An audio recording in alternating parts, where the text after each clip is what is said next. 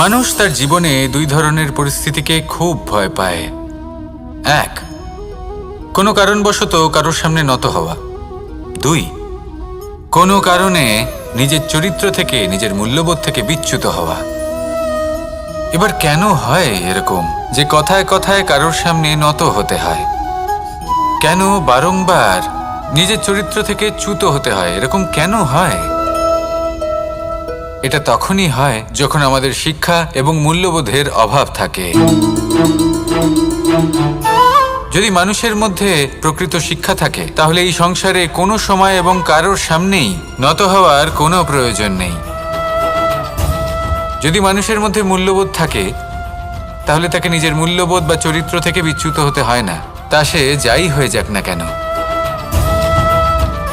কোনো বালককে যদি জন্ম থেকেই সুশিক্ষার অধিকারী করা হয়, শিক্ষিত করা হয়, মূল্যবোধের অধিকারী করা হয়, তবে সে এই সংসারে এমন কর্ম করবে যাতে সে নিজেকে, নিজের পরিবারকে, সমগ্র সমাজকে গর্বিত করতে পারে।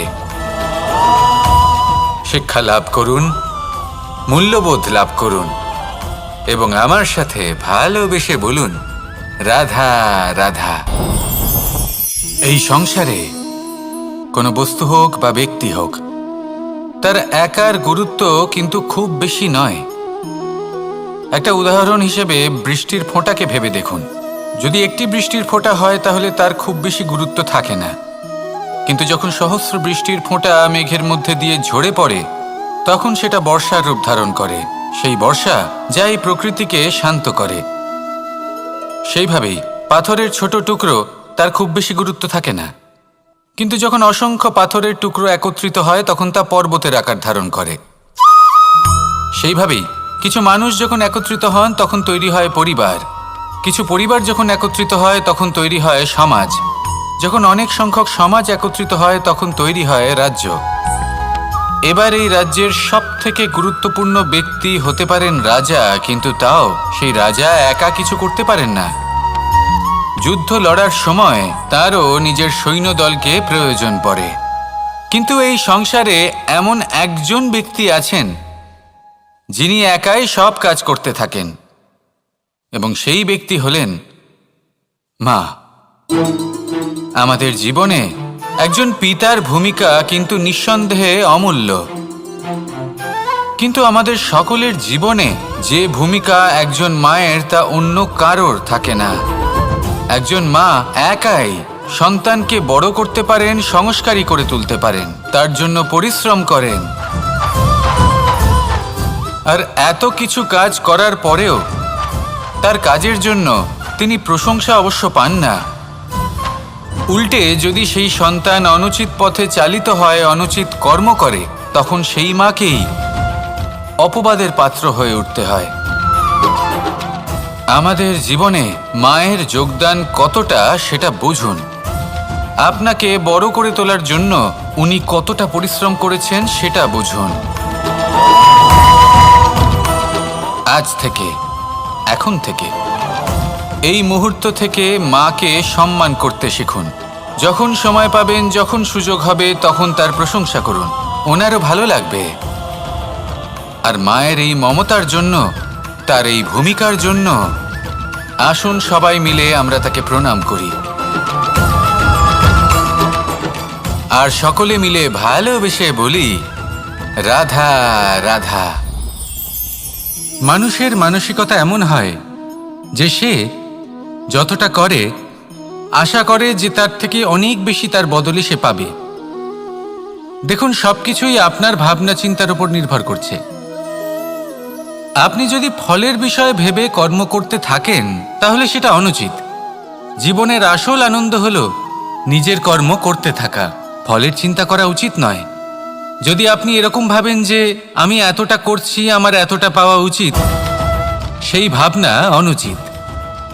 যদি আপনি সেবার মানসিকতা নিয়ে কর্ম করতে থাকেন, কর্মচক্রে প্রবাহিত হন, যদি আপনি এমন ভাবনা রাখেন যে আমি এতটা পাচ্ছি তাই এর থেকে অনেক বেশি আমি কর্ম করব, তাহলে নিশ্চিতরূপে আপনি যতটা করছেন তার থেকে অনেক বেশি আপনি পাবেন, আপনার আশার থেকে অনেক বেশি আপনি পাবেন। শুধু জীবনে অনেক বেশি কাজ করতে থাকুন, ফলের চিন্তা করবেন না। আর মনে রাখবেন, এই ভাবনাই সব থেকে বড় বীজ। কর্মের উপর বিশ্বাস রাখুন, জীবনে যা যা আপনি চান সবই সুখময় হবে। আসুন আর আমার সাথে ভালোবেসে বলুন, রাধা রাধা। আপনি কখনো পর্বতের শিখরে উঠেছেন? আপনি দেখতে পাবেন পর্বতের পদতলে প্রচুর সুন্দর ফুল রয়েছে, সবুজ বনানী রয়েছে। যত আপনি ওপরে উঠতে থাকবেন তত ফুল কমতে থাকবে, সবুজ বনানী কমতে থাকবে। আরও কিছুটা ওপরে উঠলে কাঁটা জাতীয় গাছ দেখতে পাবেন, শুকনো গাছ দেখতে পাবেন। আরও যদি ওপরে ওঠেন তাহলে পাষাণ দেখতে পাবেন। আরও ওপরে উঠলে হিমখণ্ড দেখতে পাবেন। এই যে পর্বত, তা মনুষ্য জীবনের সবথেকে উত্তম উদাহরণ। মানুষ যখন সাফল্যের শিখরে পৌঁছতে চান, মহানুভবতার শিখরে পৌঁছতে চান, পথে যত আস্তে আস্তে উপরে উঠতে থাকেন ততই ভৌতিক বস্তু তার থেকে বিচ্ছিন্ন হতে থাকে। যদি তিনি সেই ভৌতিক বস্তুগুলি ত্যাগ না করতে পারেন তাহলে কখনোই সেই স্থানে পৌঁছতে পারবেন না। আর মানুষ যদি উচিত ত্যাগ করতে পারেন, পথে অগ্রসর হতে থাকেন, এগোতে থাকেন, তাহলে একদিন না একদিন তিনি মহানুভবতার, জ্ঞানের, সাফল্যের হিমের স্বাদ অবশ্যই লাভ করবেন। মনে রাখবেন, মানব জীবনে ত্যাগ হলো অত্যন্ত গুরুত্বপূর্ণ অংশ। আসুন আমার সাথে ভালোবেসে বলুন, রাধা রাধা। আপনি কখনো কোনো বাজকে নিজের বাসা বানাতে দেখেছেন? এই বাজ যখনই কোনো বাসা বানায় তখন উঁচু গাছের ডালে বা কোনো পর্বতের শিখরে বাসা বানায়, অনেক উচ্চতায়। আর সেখানে তার সন্তানও জন্মগ্রহণ করে। যখন এই সন্তানেরা জন্মায় তখন এই বাজ খুবই ভালোবেসে এবং খুব সাবধানে এদের পালন পোষণ করে। নিজের ঠোঁট দিয়ে তাদের ঠোঁটে খাবার পরিবেশন করে। কিন্তু যেই সেই সন্তানেরা হৃষ্টপুষ্ট হয়ে যায় এবং সেই কথা বাজ নিজে বুঝতে পেরে যায়, সেই বাজ নিজেই সেই বাসা ছিন্ন ভিন্ন করে দেয়।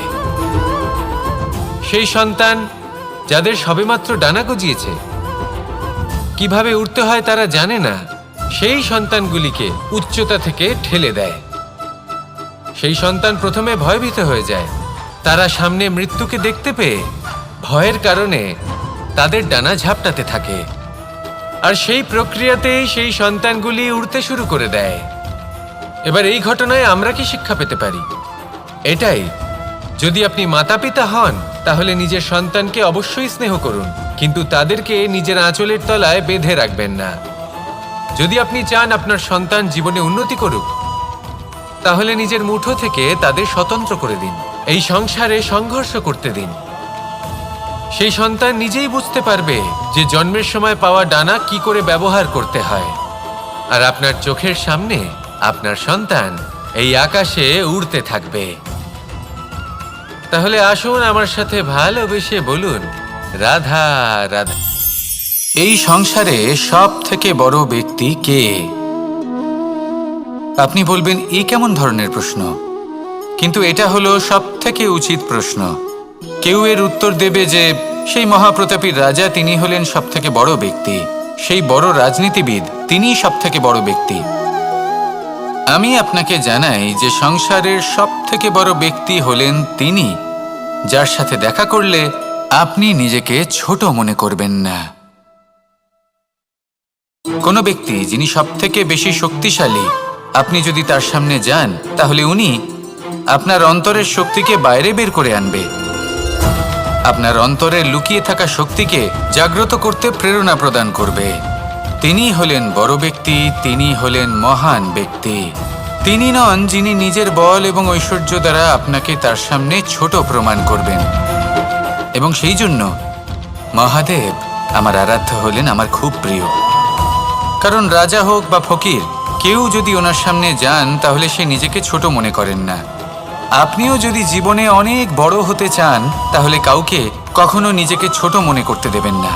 তার অন্তরে বড় হয়ে ওঠার প্রেরণা প্রদান করুন। আসুন আমার সাথে ভালোবেসে বলুন, রাধা রাধা।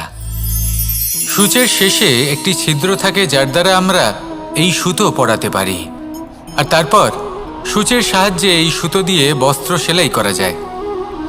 কিন্তু যদি সুতোটা সোজা করে ধরা না হয় তাহলে সূচে কখনো এই সুতো পরানোই সম্ভব নয়। যদি এতে কোনো গিঁট পড়ে তখন তা কখনোই এই ছিদ্র দ্বারা প্রবেশ করা সম্ভব নয়। ঠিক এইভাবেই যদি আপনি কারোর জীবনে প্রবেশ করতে চান, কারোর অন্তরে প্রবেশ করতে চান, তাহলে আপনাকেও সহজ থাকতে হবে। এতে কোনো গিঁট থাকলে চলবে না, অর্থাৎ মনে যাতে কোনো মালিন্য না থাকে, যেন কোনো কুচিন্তা না থাকে। যদি এসব থাকে তাহলে আপনি কখনো কারোর জীবনে প্রবেশ করতে পারবেন না। আর যদি কোনোভাবে আপনি প্রবেশ করেও যান তাহলে তার মনে ঘর করতে পারবেন না। নিজেকে এই সুতোর মতন করে তুলুন, সহজ। মনে যেন কোনো কুচিন্তা না থাকে, সবার প্রতি যেন সদ্ভাবনা থাকে, শুভ চিন্তা থাকে। এমনটা করতে থাকুন।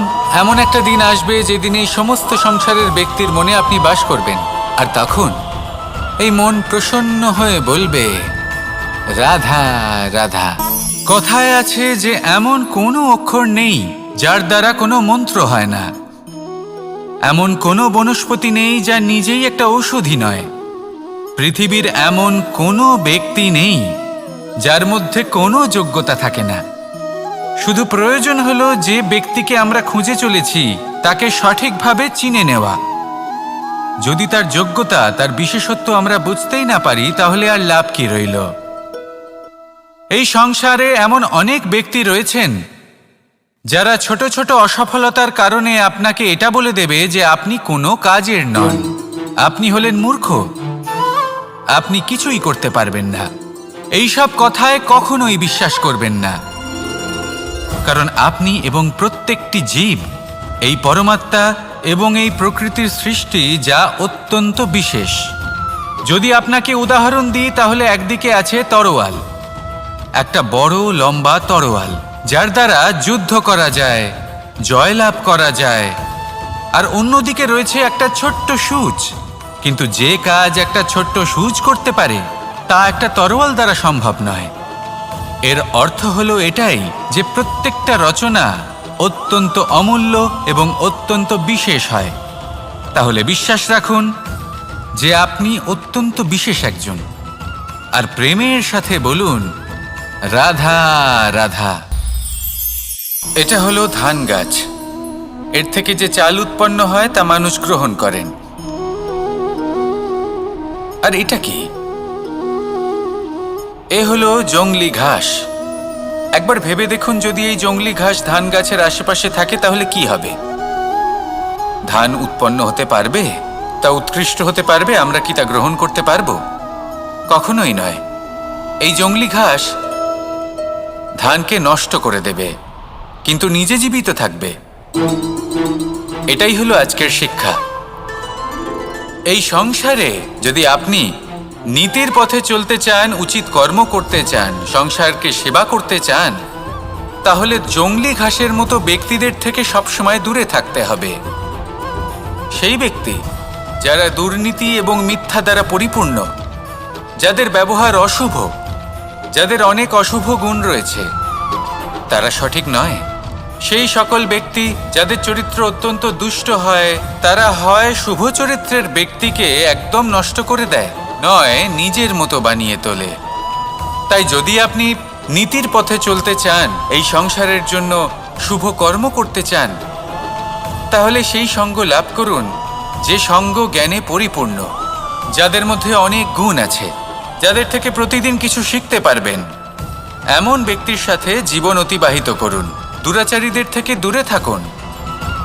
তবেই এই মন প্রসন্ন হয়ে বলবে, রাধা রাধা। পঞ্চতত্ত্বের মধ্যে দ্বিতীয় তত্ত্ব হল ধরণী, ভূমি, যাকে আমরা ধরণী মাতা বলি। এই ধরণী ধৈর্য ধারণ করে, আর এর ওপরেই আমাদের সমগ্র সংসার নির্ভরশীল। কারণ এই ভূমি সহ্য ক্ষমতা রাখে, এর সহ্য ক্ষমতা হলো অপরিসীম। সন্তান যতই আঘাত প্রদান করুক না কেন, প্রেম পূর্বক সহ্য করে, আর তার বদলে অমূল্য রত্ন প্রদান করে। সন্তান যদি হাল চালায় তাহলে তার বদলে তাকে অন্ন প্রদান করে। এটাই হলো ধরণী। এবার এর থেকে আমরা কি শিক্ষা পেতে পারি? এটাই যে কারোর জন্য কিছু করা বা কাউকে কিছু দেওয়া মনে কোনো কামনা ছাড়াই।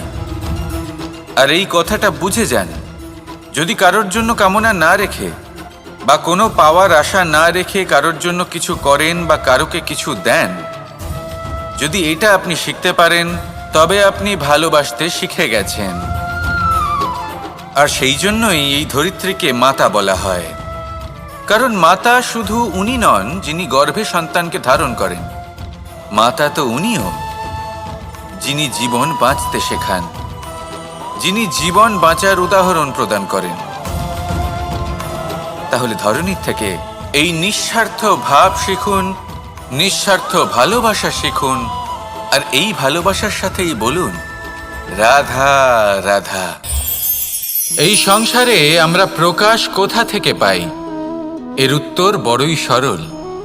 ভোরে যখন সূর্যোদয় হয় তখন প্রকাশের কিরণ আমাদের ঘরে এসে পৌঁছয়। এইভাবেই আমরা প্রকাশ লাভ করি।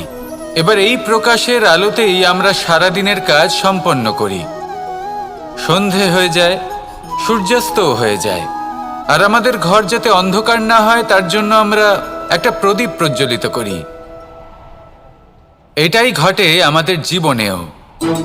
এবার প্রবাহমান আয়ুর সাথে আমরা আমাদের অন্তরে যদি একটা প্রদীপ প্রজ্বলিত করে নিই তাহলে বিষয়টাই অন্যরকম হবে। এবার আপনি বলবেন কোন প্রকাশের কথা বলছি যা আমাদের অন্তরে জাগ্রত করা সম্ভব? আমাদের আত্মার মাঝে প্রেমের প্রকাশ জাগ্রত করার কথা বলছি।